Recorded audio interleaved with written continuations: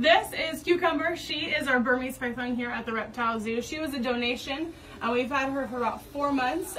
She is enormous. This girl, I don't know if you can like really tell like a size variation between me and her.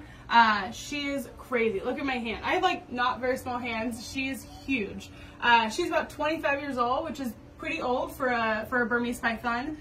She eats really large rabbits, probably like 10-pound rabbits. And she, when we had gotten her as a donation probably about 3 months ago, it took a little bit for her to transition in, but we're really excited. We got her to eat a big rabbit.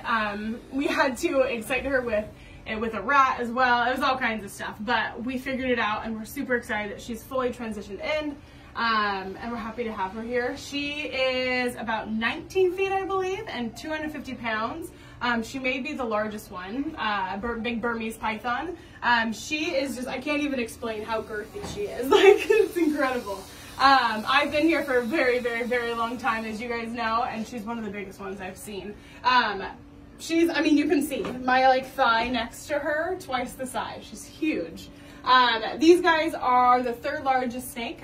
So they, the largest is a reticulated python for the longest, and then we've got the anaconda for the heaviest, and then we've got the Burmese python. These guys are so cool to be able to interact with because they're actually really sweet. So even though she's such a huge Burmese python and she's been interacted with on and off for the last, I mean, her whole life, 25 years, she's still be able to, with a little bit of socialization, having us come through and be with her. She's tamed down. She's so sweet. We have to be very aware of her, obviously, but it's been cool to be able to like sort of formulate that relationship. A cool thing is that males are actually pretty small comparatively. So females are quite large, so that they can literally just have eggs. So she can have up to 100 eggs. I believe she's had tons and tons of clutches, which is really cool. So she's produced tons of Burmese pythons herself.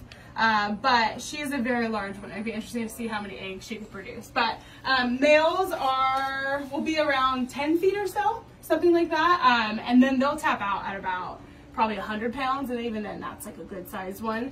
So it's cool to see like the size difference in it and temperament difference. Males are usually a little bit more feisty.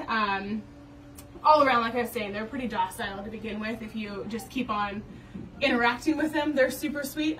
We actually use these types for educational purposes. So we'll go out to schools, we'll go out to events, we'll go out to even birthday parties with kids, and obviously not anywhere near the size, more towards the male size, where they're a lot smaller because we have to transport them. But people love them. They're so great. They're easy to interact with. They're really awesome. So we are stoked about this girl. We have been so excited since we got her.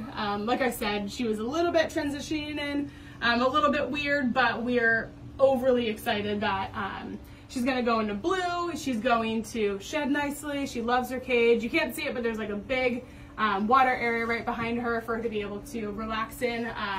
That was one of the things they said she loves to do during the summertime. So we're excited to be able to see her transition in and out of all of the seasons and where she likes, where she doesn't like. She's actually even a couple times come up here. I've never seen, I guess our large retics that were in here will sometimes do it, but she got her whole body up top, which I think is, I mean, she's huge. So yeah, she's got a lot of personality, let's just say. So it'll be cool to be able to see that keep on uncovering as we get to know her a little bit more. But we're stoked to have her here.